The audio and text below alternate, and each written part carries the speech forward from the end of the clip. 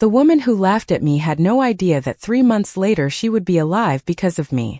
My name is Emily Carter, and if you had asked anyone in our small South Carolina town what they thought of me, most would have described me as kind, dependable, and probably a little too quiet. I had spent 27 years teaching English at the local high school, living in the same modest house near the river, and volunteering whenever someone needed help. I was not the kind of person people talked about at dinner parties.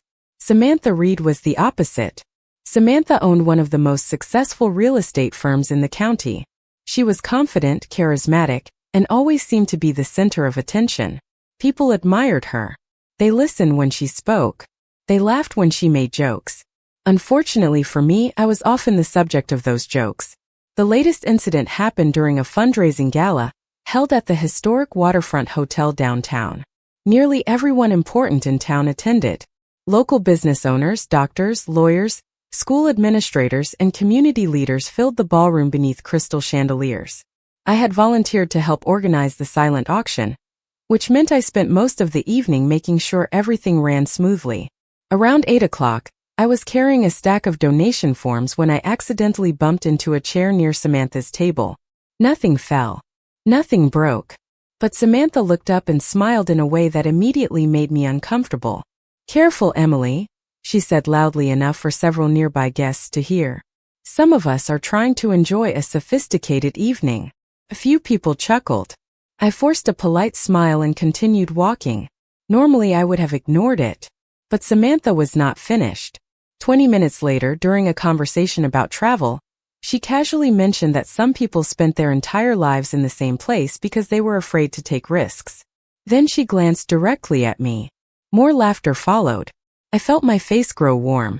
The worst part was not the embarrassment. It was the fact that Samantha genuinely seemed to enjoy making me feel small. On the drive home that night, I told myself it did not matter. Samantha Reed had her life. I had mine. We moved in completely different circles. Whatever opinion she had of me could not affect my happiness. At least that was what I kept repeating to myself. The following week, I returned to my normal routine. I taught classes, graded essays, and spent Saturday mornings helping at the community literacy center. Life felt predictable again. Then something unexpected happened. One afternoon, while delivering donated books to the local hospital's pediatric wing, I overheard two nurses discussing a patient. I was not trying to listen. In fact, I almost walked away. Then I heard a familiar name. Samantha Reed. One nurse mentioned a serious medical condition. The other spoke about specialists, testing, and a waiting list. I froze in the hallway. At that moment, I knew only one thing. The woman who seemed to have everything was facing a problem that money, confidence, and popularity might not be able to solve. And without realizing it, I had just stepped onto a path that would change all of our lives forever. For the next several days, I tried to convince myself that what I had overheard at the hospital was none of my business. People faced health challenges every day. Samantha Reed was not my friend. She certainly was not someone who had ever treated me with kindness. Yet the information stayed with me. Every time I stood in front of my classroom discussing literature with my students, part of my mind drifted back to that hallway conversation. Eventually curiosity won. A week later, I attended a community fundraising breakfast at a local church. Samantha was there. At first glance, she looked exactly the same as always. Perfectly styled blonde hair. Expensive clothing. Confident smile. But once I stopped looking at the surface, I noticed things I had missed before. She seemed thinner. Her complexion looked pale beneath the makeup. There was a fatigue in her eyes that appeared whenever she thought nobody was watching. For the first time, I realized she was trying very hard to hide something. During the event, people gathered around her table, offering support and encouragement. Apparently the news had begun spreading quietly through town. I overheard fragments of conversations, medical appointments, specialist consultations, test results. The details gradually became clear. Samantha's kidneys were failing. She needed a transplant. More importantly, doctors had not found a suitable donor. That afternoon I sat alone on my back porch overlooking the river behind my house. The spring air felt warm against my skin. Birds moved through the trees. Normally the peaceful view helped me think. Not this time. Memories kept surfacing instead. Samantha laughing at the gala. Samantha making jokes at my expense during community events. Samantha acting as though I barely deserved respect. Logically, I should not have cared what happened to her. Yet another thought refused to leave me alone. Illness changes people. Fear changes people. Nobody deserves to face a life-threatening medical crisis alone. The following week brought another surprise. While volunteering at the literacy center, I met one of Samantha's cousins. We exchanged casual conversation before she suddenly sighed. "The whole family got tested," she said. "None of us are a match." I did not know how to respond. Her disappointment was obvious. Later that evening, I researched kidney donation. At first I told myself I was simply educating myself. Nothing more. But one article led to another. Then another. I learned about compatibility testing, recovery timelines, success rates, donor evaluations. The more I read, the harder it became to ignore the possibility growing quietly in the back of my mind. A few days later, I found myself sitting in a transplant center nearly 60 miles away. Even then, I still had not fully admitted why I was there. A nurse handed me paperwork.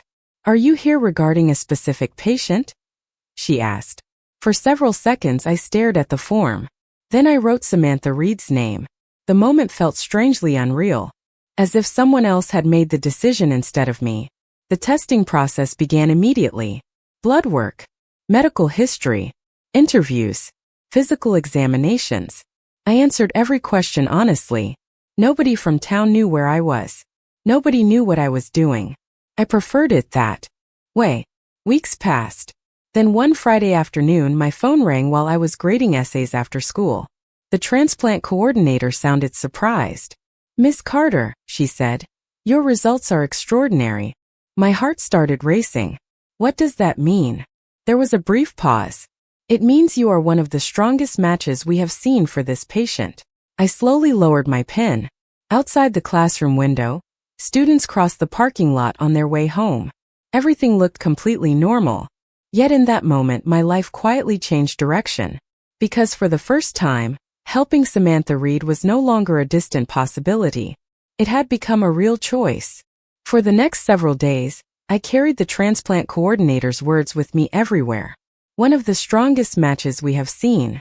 The sentence echoed through my mind while I taught classes, attended faculty meetings, and watered the flowers growing beside my front porch. Every time I tried to dismiss the idea, it returned. The decision should have been simple. Samantha Reed had never given me a reason to help her. If anything, she had given me plenty of reasons not to. Yet whenever I pictured her sitting in hospital waiting rooms or listening to difficult conversations with doctors, the resentment I thought I felt never lasted very long. Instead, I found myself thinking about something my father used to say. Character is revealed by how you treat people who cannot benefit you. The following Tuesday, I drove back to the transplant center for additional testing. The process was more extensive than I expected. There were medical evaluations, psychological interviews, and long discussions about risks and recovery. The staff members were kind but thorough. They wanted to be certain I understood every possible outcome. One doctor asked the question I had been avoiding. "Why do you want to do this?" I sat quietly for several seconds before answering. "Because she needs help." The doctor looked at me carefully. "Are you close?" I almost laughed. "Not exactly." He raised an eyebrow. "Family?" "No." "Friend?" "Definitely not." For the first time, I saw genuine confusion on his face. I could not blame him. Most people would have struggled to understand my reasoning. The truth was that I struggled to understand it myself. A week later, I received another call. Additional testing confirmed what the first results suggested. I was an exceptionally strong match. If I chose to proceed, the medical team was prepared to move forward. That evening, I sat alone in my living room staring at the paperwork spread across my coffee table. Outside, rain tapped gently against the windows. The entire house felt unusually quiet. I thought about my students, my friends, my future. Then I thought about Samantha. Somewhere across town, she was probably wondering if a donor would ever be found. She had no idea that a decision capable of changing both our lives was being made less than 10 miles away. The next morning, I signed the final consent forms. The coordinator sounded relieved when I called. "Are you certain?" she asked one last time. "Yes," I answered. "I am certain. There was one condition. I wanted my identity kept confidential." The request surprised the coordinator, but she assured me it could be done. The recipient would not know who donated unless I chose to reveal it later. That was exactly what I wanted. I was not looking for gratitude. I was not trying to change Samantha's opinion of me. I certainly was not expecting anything in return. The decision belonged to me alone. A few days later, while shopping at a local grocery store, I unexpectedly saw Samantha near the pharmacy counter. For a moment, I barely recognized her. The confident woman everyone admired looked exhausted. Her shoulders seemed heavier somehow. She stared at the floor while waiting for a prescription. Then she glanced up and noticed me. For the first time in years, there was no joke. No sarcastic comment. No dismissive smile. Just a brief nod of acknowledgement before she looked away again. I watched her leave the store and disappear into the parking lot. Something told me neither of us understood how close our lives were about to become. The surgery was scheduled for early June. Once the date was confirmed, everything began moving faster than I expected. Medical appointments filled my calendar. Blood tests were repeated. Specialists reviewed every detail. The transplant team explained each stage of the process with careful professionalism. Through it all, I continued teaching my classes as though nothing unusual was happening. My students worried about final exams. My colleagues discussed summer vacation plans. Nobody knew that I was quietly preparing for one of the most significant decisions of my life. The secrecy became strangely comforting. It allowed me to focus on the choice itself rather than other people's reactions. A week before the procedure, the transplant coordinator called with an update. Samantha had been informed that a compatible donor had been found. Naturally, she wanted to know who it was. Naturally, she was told that the donor wished to remain anonymous. I listened quietly as the coordinator described Samantha's response. She had cried. That detail stayed with me long after the phone call ended. For years, I had only seen the version of Samantha presented to the public. Confident, polished, untouchable. It was easy to forget that fear affects everyone the same way. The night before surgery, I sat on my back porch watching the sunset over the river. The sky glowed orange and pink above the water. I thought about all the moments that had led me there. The gala, the jokes, the hospital hallway, the tests, the paperwork. Looking back, none of it felt logical. Yet somehow it still felt right. Early the next morning, I arrived at the medical center before sunrise. The building was quiet. Nurses moved through the halls with calm efficiency. Everything felt clean, organized, and strangely peaceful. After checking in, I changed into a hospital gown and answered what felt like hundreds of final questions. A nurse noticed my nervous expression and smiled.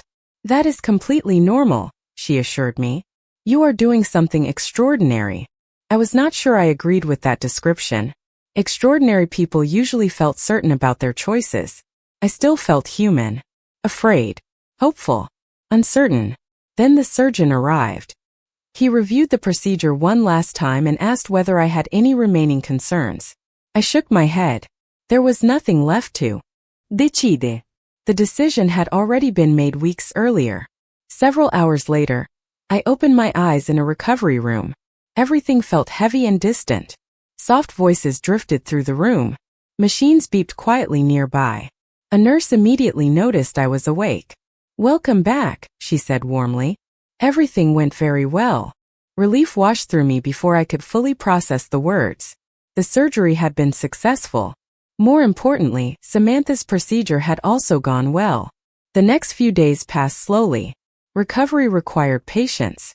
Walking short distances felt surprisingly difficult. Even simple movements demanded effort. Yet every update from the medical team brought encouraging news. Samantha's body was responding positively. Her new kidney was functioning exactly as doctors had hoped. One afternoon, while resting near a hospital window, I overheard two nurses discussing her progress. One of them smiled and said, "That anonymous donor changed her life." I closed my eyes for a moment. Across the hospital, Samantha was beginning a second chance she did not even know I had given her. And despite everything that had happened between us, I found myself genuinely grateful that she was going to be all right. Recovery taught me patience. For someone accustomed to staying busy every hour of every day, that lesson did not come easily. The transplant team encouraged me to take things slowly. Short walks became daily victories. Climbing a flight of stairs felt like an accomplishment. By the end of the summer, however, my strength had largely returned. Life gradually settled back into familiar routines. School resumed. Students filled the hallways again. Football games returned on Friday nights.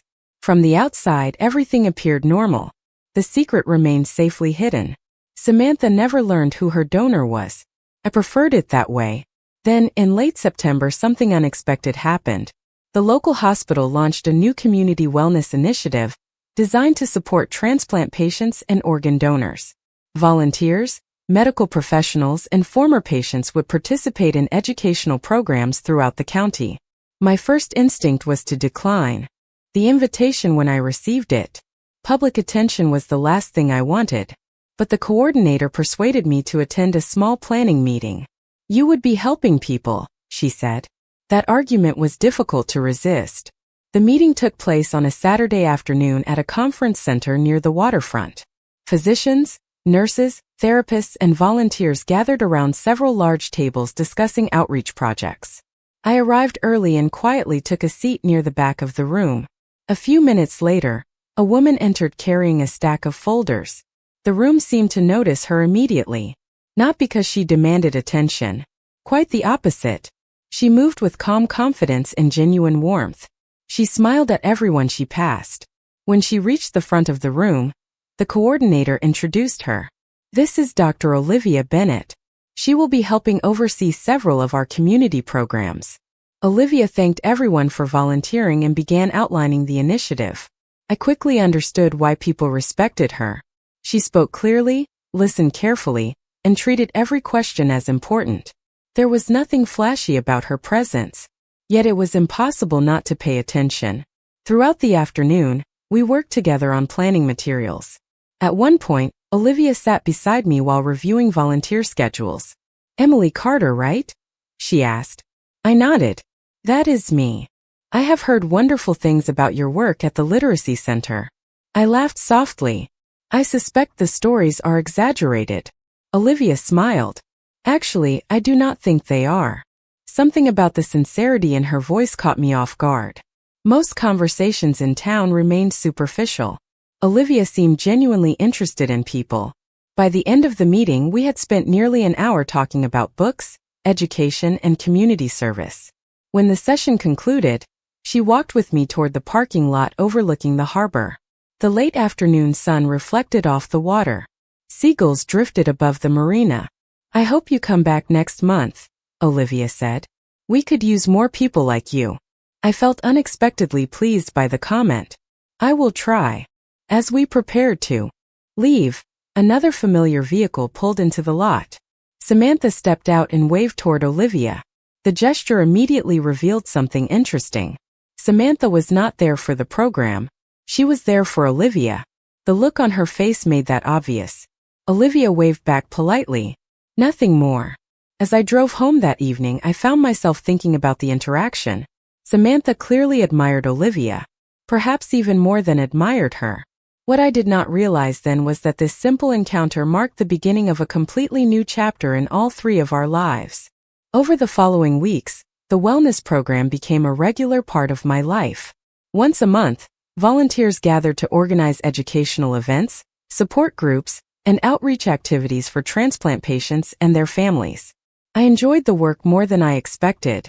Helping people navigate difficult experiences felt meaningful, especially after everything I had gone through privately. It also gave me more opportunities to spend time with Olivia. The more I got to know her, the more impressed I became. She remembered details from conversations weeks earlier.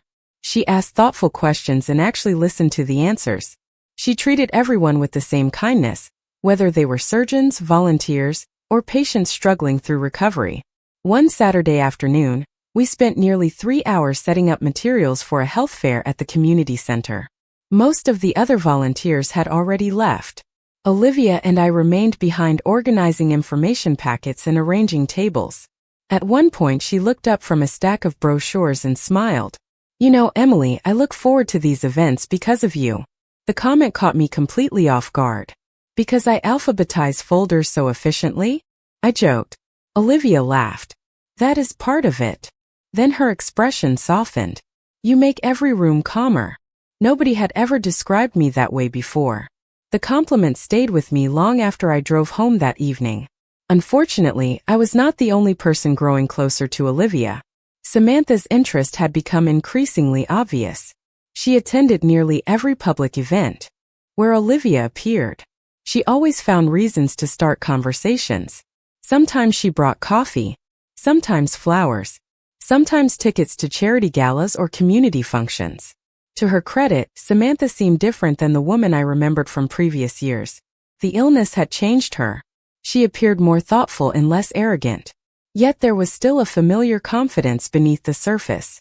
She seemed convinced that eventually Olivia would return her attention. The problem was that Olivia never encouraged those expectations. She was polite, friendly, professional, nothing more. One afternoon after a volunteer meeting, I happened to witness a brief exchange between them in the parking lot. Samantha invited Olivia to dinner. Olivia thanked her but gently declined. Samantha tried again, suggesting another day. Olivia smiled apologetically and explained that she was already busy. The conversation remained respectful, but the disappointment on Samantha's face was impossible to miss. I quietly looked away before either woman noticed me. A few days later, Olivia invited me to join her for lunch after a planning session. We chose a small restaurant overlooking the marina. Boats rocked gently in the harbor while sunlight reflected across the water. The conversation flowed effortlessly from books to travel to childhood memories. Hours seemed to disappear. At one point Olivia studied me with curious eyes. "Can I ask you something?" she said. "Of course. Why do you spend so much time helping other people?" The question felt unexpectedly personal. I considered my answer carefully. "Because everyone carries burdens nobody else can see." Olivia nodded slowly. "That sounds like something someone learns from experience." For a brief moment, I wondered if she somehow knew my secret. But her expression showed only genuine curiosity. I smiled and changed the subject. What I did not realize was that while Olivia was becoming one of the most important people in my life, Samantha was beginning to notice the connection between us. And for the first time, she did not seem amused by my presence at all. By November, it had become impossible to pretend that nothing was changing. Olivia and I spoke almost every day. Sometimes the conversations lasted only a few minutes. Other times they stretched late into the evening as we discussed books, community projects, family memories, and the strange ways life could surprise people when they least expected it. The friendship developed naturally, without pressure or expectations. That was probably why it mattered so much. Around the same time, Samantha's behavior toward me began shifting in ways I could not quite understand.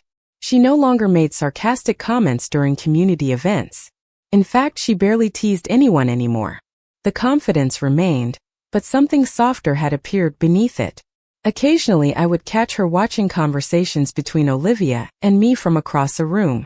There was no hostility in her expression, only confusion, perhaps even concern. One Saturday afternoon, the wellness program hosted a large charity fair downtown. Hundreds of residents attended. Local businesses donated supplies. Medical professionals offered educational seminars. Olivia spent most of the day moving between booths and speaking with visitors. I helped organize volunteer teams and distribute information packets. The event was a tremendous success. Near the end of the afternoon, Olivia and I found ourselves alone for a few minutes beside the riverwalk. The sunset painted the water in shades of gold and orange. A cool breeze drifted in from the harbor. Olivia smiled as she looked out across the river. "This might be my favorite event all year." "Because of the attendance?" I asked. "Partly." She turned toward me. "Mostly because of the people." Something in the way she said it made my heart beat a little faster. Before I could respond, a familiar voice interrupted us. Samantha had approached from behind. She greeted Olivia warmly before acknowledging me with a polite nod. The interaction remained cordial, but an unusual tension lingered beneath the surface. After a brief conversation, Samantha invited Olivia to an upcoming holiday fundraiser. Olivia thanked her and said she would check her schedule. Then Samantha glanced toward me. "You should come too, Emily." The invitation surprised both of us. A year earlier, Samantha would never have voluntarily included me in anything. As she walked away, Olivia watched her carefully. "She has changed," Olivia said quietly. "Maybe. Do you believe people can?" I considered the question. "Sometimes." Olivia nodded but did not elaborate. 2 weeks later, the holiday fundraiser arrived. The ballroom was decorated with white lights and winter greenery. Community leaders, donors, and volunteers filled the room. Samantha spent much of the evening speaking with guests, but I noticed her attention repeatedly returning to Olivia. Unfortunately for her, Olivia seemed more interested in spending time with me. We laughed together over dinner. We discussed future projects. We even danced once during a slow instrumental piece played by the band. Nothing dramatic happened, yet the connection between us felt impossible to ignore. As the evening ended, I stepped onto a balcony overlooking the city lights. A few moments later, Olivia joined me. The night air felt crisp and refreshing. She looked at me thoughtfully before speaking. "Emily, can I tell you something honest?" My pulse quickened. "Of course." Olivia smiled softly. "The more I get to know you, the more extraordinary I think you are." Standing beneath the winter sky, I felt both grateful and terrified. Because for the first time, I realized I was beginning to care about Olivia far more than friendship alone. The truth came out by accident. Looking back, that was the part nobody could have predicted. For months, the secret had remained protected by hospital policies, confidentiality agreements, and my own determination to keep it hidden. I assumed it would stay that way forever. I was wrong. It happened during a planning session for the wellness initiative shortly after the new year. Several volunteers gathered at the hospital conference center to prepare educational materials for an upcoming transplant awareness campaign. Olivia was helping coordinate the event alongside members of the transplant team. I arrived early and volunteered to organize folders and informational packets. Everything seemed perfectly ordinary. Then a staff member entered carrying several boxes of archived materials intended for display purposes. The exhibit would showcase stories from transplant recipients and donors. Most of the documents had been anonymized.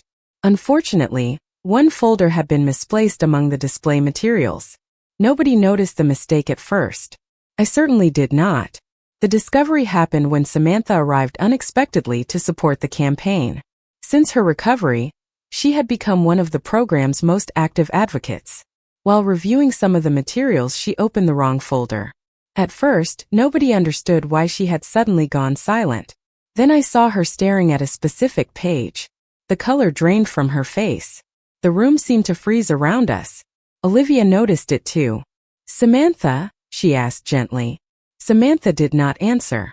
Her eyes moved from the document to me, then back to the document, then back to me again. My stomach dropped instantly. Somehow I already knew. Before anyone spoke a single word, I knew exactly what she had found. The folder contained donor records that should never have been included in the display materials. Not complete records, but enough. More than enough. Samantha slowly stood from her chair. Her hands trembled slightly. "Emily," she said quietly. I could barely breathe. Several people in the room looked confused. Olivia glanced between us, trying to understand what was happening. Samantha held up the paper. "This is you." The room fell completely silent. No one moved. No one spoke. For a long moment I considered denying it. But there was no point. The truth was already there. I nodded once. Samantha stared at me as though she were seeing me for the first time in her life. "You were the donor?" Her voice cracked on the final word. Again I nodded. Tears immediately filled her eyes. "Why?" The question echoed through the room. Why would I help someone who had mocked me? Why would I risk my own health for a person who had never shown me kindness? I honestly did not know how to explain it. "Because you needed help," I said softly. Samantha looked completely shattered. Not because of guilt alone, because the reality contradicted everything she thought she understood about me. For years she had dismissed me as insignificant, ordinary. easy to overlook. Now she was facing the fact that the person she respected the least had given her the greatest gift anyone ever could. Olivia remained silent beside us, but I could see emotion in her eyes as well. Samantha lowered herself back into the chair. Tears continued running down her face. I spent years treating you terribly. The admission came out barely above a whisper. And you saved my life. Nobody in the room knew what to say after that. The secret I had carried alone for so long was finally gone. And as I looked at Samantha and Olivia sitting only a few feet apart, I realized that nothing in our lives would ever be the same again. The weeks that followed felt unlike anything I had ever experienced. News travels quickly in a small town, and despite everyone's efforts to remain respectful, the truth eventually spread. People learned that I had been Samantha's anonymous donor. More importantly, they learned that I had chosen to remain anonymous, even after the surgery. The reactions were overwhelming. Some people called me brave. Others called me selfless. Neither description felt accurate. I had simply made a decision that seemed right at the time. What mattered more to me was how Samantha responded. A few days after the truth was revealed, she asked if we could meet privately. We chose a quiet bench overlooking the river where I often spent afternoons reading. When she arrived, she looked nervous. That alone would have been impossible to imagine a year earlier. Samantha sat beside me and stared at the water for several moments before speaking. I have rehearsed this conversation 100 times, she admitted, and none of it feels like enough. I remained silent, allowing her space to continue. She took a deep breath. I spent years judging you without knowing you. I made jokes. I dismissed you. I treated you like someone who mattered less than I did. Her voice trembled. Then I discovered that when my life depended on another human being, you were the one who stepped forward. Tears filled her eyes again. I am sorry, Emily. More sorry than I know how to explain. For a long moment, neither of us spoke. Then I smiled gently. I forgave you a long time ago. Samantha looked genuinely surprised. Why? The answer came easily. Because carrying resentment hurts the person carrying it. She laughed softly through her tears. It was the first truly honest moment we had ever shared. Over the following months, our relationship slowly transformed into something unexpected. Not close friendship, at least not immediately, but mutual respect, understanding, a recognition that people are more complicated than the roles we assign them. Meanwhile, my relationship with Olivia continued to grow. The revelation about the transplant had affected her deeply, but not in the way many people assumed. One evening, as we walked along the harbor after a community event, I finally asked the question that had been bothering me. Did learning the truth change how you see me? Olivia smiled thoughtfully. No. I blinked. No. She shook her head. The truth confirmed what I already believed. I looked at her curiously. Olivia stopped walking and turned toward me. The setting sun reflected across the water behind her. Emily, I admired you long before I knew anything about the transplant. Her eyes never left mine. I admired your kindness, your humility, the way you make people feel valued, the way you help others without expecting recognition. My heart raced. Olivia smiled softly. The surgery did not make me care about you. It simply revealed how extraordinary you already were. For a moment I could not find words. Then she reached for my hand. It felt natural, simple, right. Across the harbor, the lights of the town began appearing one by one as evening settled over the water.